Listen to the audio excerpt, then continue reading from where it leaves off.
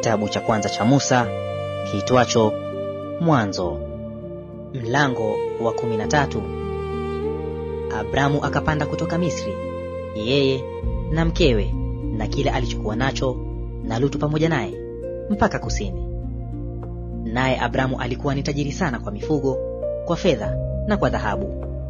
Akaendelea kusafiri kutoka kusini mpaka Betheli, mahali pale palipokuwako hema yake ya kwanza kati ya Betheli na Ai. Napo ndipo palipokuwa na madhabahu aliyoyafanya hapo kwanza, naye Abramu akaliitia jina la Bwana hapo.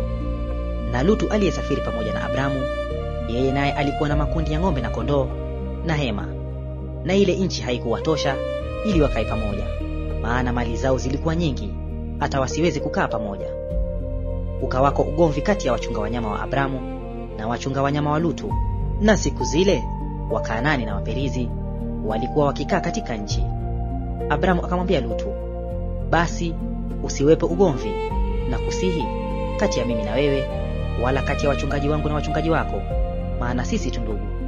Je, nchi hii yote haiko mbele yako? Basi ujitenge nami na kusihi, ukienda upande wa kushoto nitakwenda upande wa kuume, ukienda upande wa kuume nitakwenda upande wa kushoto. Lutu akainua macho yake akaliona bonde lote la Yordani, ya kwamba lote pia lina maji, kabla Bwana hajaharibu Sodoma na Gomora.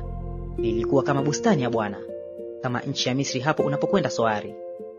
Basi Lutu akajichagulia bonde lote la Yordani. Lutu akasafiri kwenda upande wa mashariki, wakatengana wao kwa wao. Abramu akakaa katika nchi ya Kanaani, na Lutu akakaa katika miji ya lile bonde, akajiongeza hema yake mpaka Sodoma. Lakini watu wa Sodoma walikuwa wabaya, wenye kufanya dhambi nyingi sana juu ya Bwana. Bwana akamwambia Abramu alipokwisha kutengana na Lutu, inua sasa macho yako ukatazame kutoka hapo ulipo upande wa kaskazini na wa kusini na wa mashariki na wa magharibi, maana nchi hii yote uionayo nitakupa wewe na uzao wako hata milele, na uzao wako nitaufanya uwe kama mavumbi ya nchi, hata mtu akiweza kuyahesabu mavumbi ya nchi, uzao wako nao utahesabika. Ondoka ukatembee katika nchi hii, katika mapana yake na marefu yake, maana nitakupa wewe nchi hiyo. Basi Abramu akajiongeza hema yake, akaja akakaa kwenye mialoni ya Mamre, nayo ni miti iliyoko Hebroni, akamjengea Bwana madhabahu huko.